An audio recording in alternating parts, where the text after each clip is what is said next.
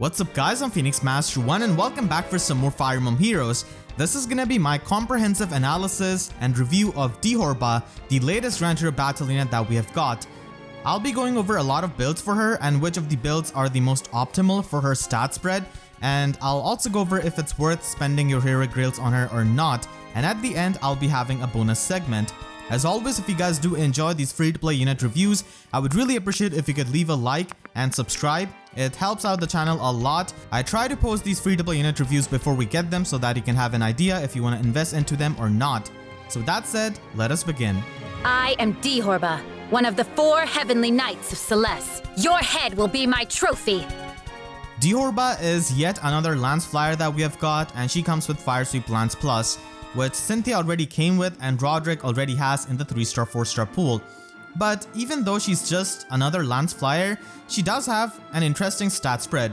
Her attack stat is workable at 35 and she does have good speed for a free-to-play unit at 38. Her resistance is definitely on the higher side, which allows her to use Pegasus Flight really well on the max investment builds, and that is the main key thing which you have to keep in mind, that we don't have too many units who can make use of Pegasus Flight that easily. And having a free-to-play unit who can do that is pretty amazing and does make her a bit more unique than a lot of the Lance Fliers that we have in the game. Dithorba can be compared to 2 other Grail units that we have, Cynthia and Sigrin. So Cynthia gets completely outclassed by Dithorba, as it is with a lot of Lance Fliers who don't have a preferred weapon, but it's really important to take a look at their max investment because all of these don't receive the same amount of Dragon Flowers. So even at max investment, Dithorba completely outclasses Cynthia in pretty much everything other than defense. But even then, Dithorba has better attack, also has better HP, and she can make use of Pegasus Flight much better. And Cynthia is going to be taking more Dragon Flowers to do that. Sigrin, I would say, is a bit more of a side grade. So if you want a Pegasus Flight user who can also have better defense, then Sigrin should be your pick, but Sigrin is not really going to be hitting as hard as Dithorba.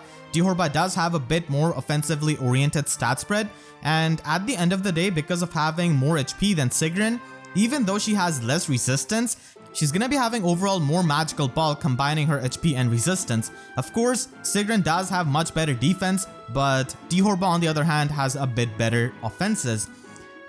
Dithorba also has some comparisons from the normal summoning pool. Of course, this is not a 1-to-1 comparison because Setith does not really have resistance as Dithorba, and Dithorba doesn't really have the defense of Setith. But still, it is to be compared because both of these units can run a flight skill in a sense to get the debuffs going on. It's also worth noting that Pegasus Flight debuffs are a bit easier to get because on average, enemy units are going to be having less resistance than they have defense. And when it comes to pure offense or supportive role, then Setith is of course the better choice. If you have a preference towards resistance, then Dithorba is going to be the unit you want to build.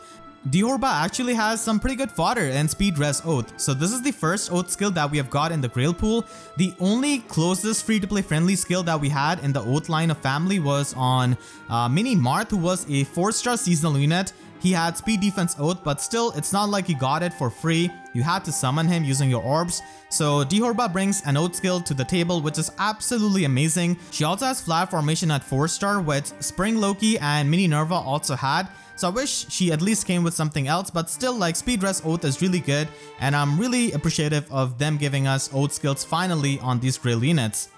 Overall, Dithorba is going to be taking you 2,200 Grails to plus 10 merge, but if you wait a few months, like 6-7 months for her rerun, then it is only going to be taking you 1,750 Grails. So that is not a bad option to plus 10 merge compared to someone like Sigrin, who is quite similar to her, but she's a Tempest Trial unit, so she takes way more Grails of course. Cynthia does take overall less Grails to plus 10 merge, but of course she's going to be taking more Dragon Flowers, and Dithorba does have better stat line slightly. Overall, Dithorba has got some really nice offensive-oriented stat spread, and the high resistance is going to be coming into the usage as you'll see later on in her builds. And as I said before, Pegasus Flight is a pretty niche skill. Not a lot of flying units can make use of it, and as it is, flying units don't have too many slot B options, so the ones who can use Pegasus Flight are of course going to be standing out, and Dithorba is definitely one of those units who can make better use of that skill. Her stat spread does make her a versatile unit. She can function as a pure player phase unit as well as an enemy phase unit and even a mixed phase unit as you'll see later on in the builds.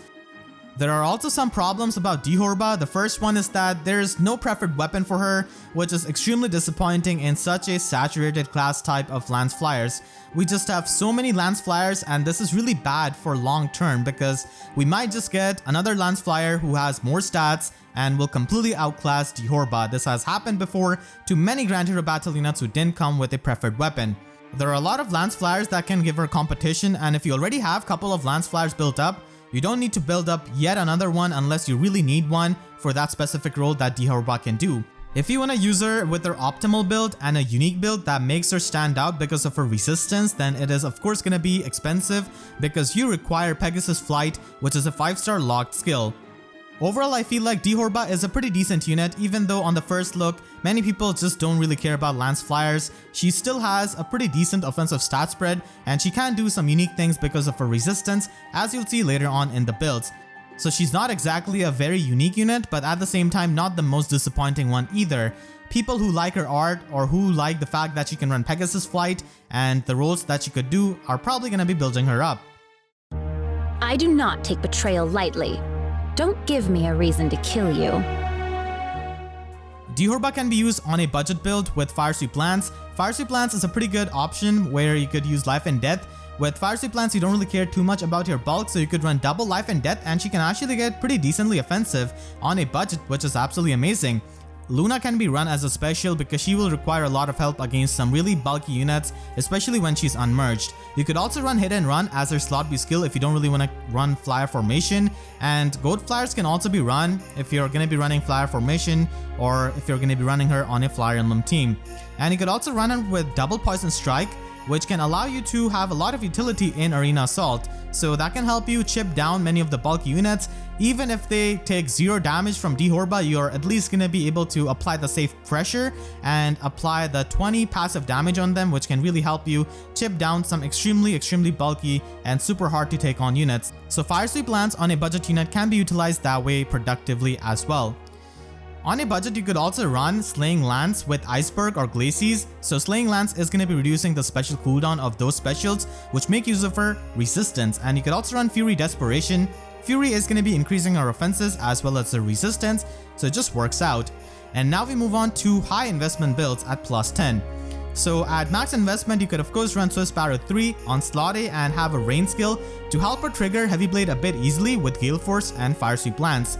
And you can of course use Pegasus Flight, which I have been mentioning in this review so far. This is basically a mixed phase build using Slaying Lance for making Iceberg a 2-turn special and Fury 4 with Pegasus Flight. A quick recap on Pegasus Flight.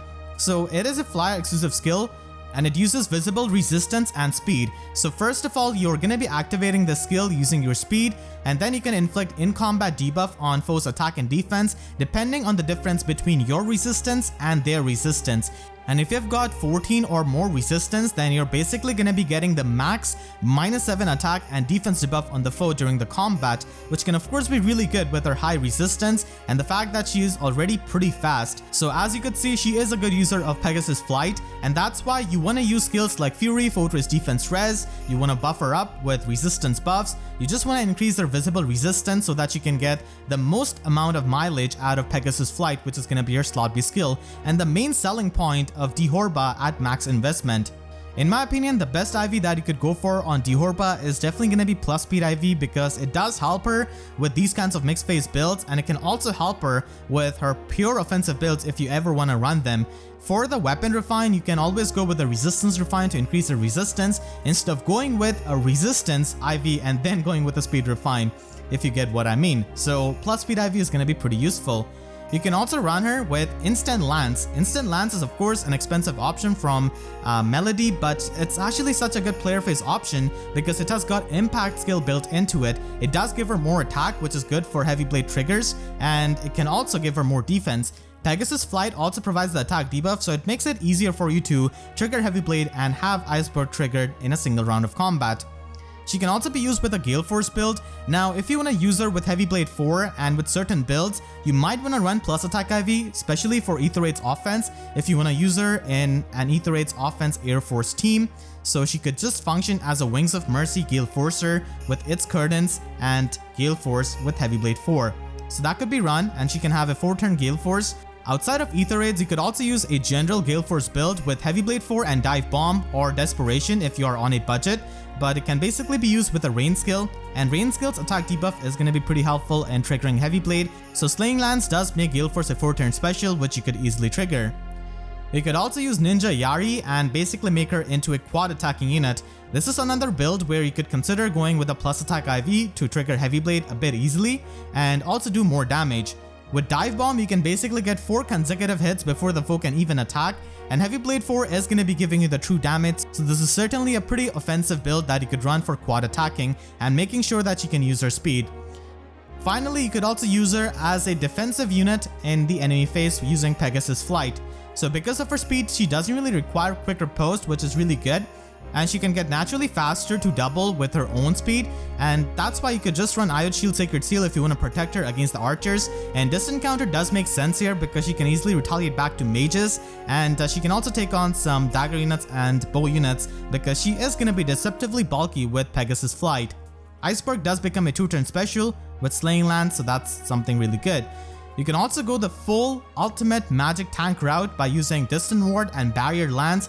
This is gonna be giving her insane amount of resistance, but still keep in mind that visible resistance is used on Pegasus Flight, so that's why the Speed Rest Oath skill actually does help her by increasing her resistance and speed. It's almost as if they knew that most people are gonna be using her with Pegasus Flight. You can also run her with Flowing Lance. Flowing Lance is such an excellent weapon for flying units because it has got lull attack defense built into it, but the only condition is that you need to be solo, which is not really all that hard. So flyers cannot have access to lull attack defense, but she can use this with Flowing Lance, and this can also stack up with the in-combat debuffs of Pegasus Flight, and the attack debuffs overall from Flowing Lance and Pegasus Flight can make her a pretty tanky unit, and Fortress Defense Rest is an option if you want to just focus on her mixed bulk. Candy Cane Plus from Winter Hilda is also an option, and it's a good weapon for a tank in general because it has the guard effect and it does give her more defense, which is always good. Phantom Resistance is a fantastic option with Pegasus Flight, but there's going to be the opportunity cost where you're not going to be able to run Iod Shield Sacred Seal.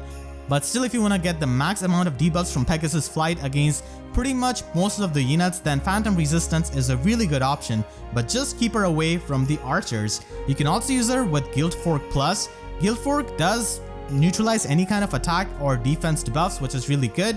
It is overall not as good as Flowing Lance, I would say, but still it's an option nonetheless, which I want to showcase. You could get it from 4-star Spring Narcian, so it can be a good option on her as well, and you could utilize it with even speed defense rain actually, but for a lot of these builds, because they are tanky builds, attack debuffs do help with attack speed rain, but both of the options are pretty viable. You can finally use her in Arena. Now she is going to be reaching 175 BST after the first merge, and I don't really think that going with Blue Dual Flying 4 is going to be that optimal because it just increases her score by 2. And it's not really that worth it for the score increase because she can run some other skills in slot A and can probably help you much better with those slot A skills. So you could run Guard Bearing if you don't really want to care about Pegasus Flight for Arena. And in arena scenario where most people try to take on one unit at a time, Guard Bearing can definitely be pretty helpful, and Slaying Lance makes Ruptured Sky a 1-turn special which you could instantly retaliate back with. You could also run it with Candy Cane Plus. Of course, Arena is going to be having a lot of fighter skills, a lot of special acceleration, so the guard effect is pretty invaluable. Having a flying unit in your arena core also means that she can provide the guidance support, which can be a big lifesaver, especially if you're using an armor unit in your core. Finally, you could go with Flowing Lance, and Flowing Lance is a really good option for arena because it has got lull attack defense built into it, and everyone and their mom uses rally skills in arena, so this is a fantastic option for her to use. And you could also use Pegasus Flight with Phantom Resistance. Just keep her away from the archers, but still at many times she's gonna be getting deceptively bulky to the point where she can at least survive one hit from an archer and not get doubled because she's naturally pretty fast.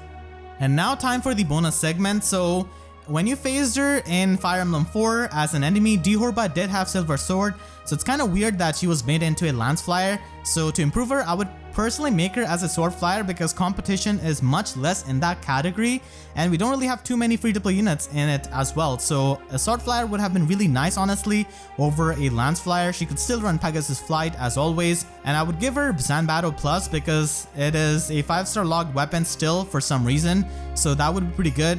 You could even give her Safeguard Plus actually, that is also a 5-star logged sword for no apparent reason.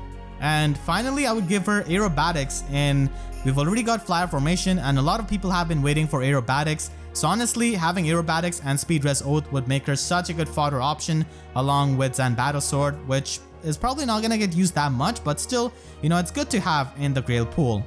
So let me know how you like my theory craft, and I hope you all enjoyed this unit review. Make sure to share this video with your friends who are thinking of investing into Dithorba, or they just have Pegasus Flight fodder lying around. Dithorba is definitely one of the better users of it. I want to thank all of my YouTube members for their constant support, and if you enjoyed, then please be sure to leave a like and a comment, helps me tremendously, and be sure to subscribe and hit the notification bell because I wish YouTube sub boxes showed my videos as many times as we got Lance Fliers. So that's it, I'll see you guys next time. Thank you so much for watching and have a great day.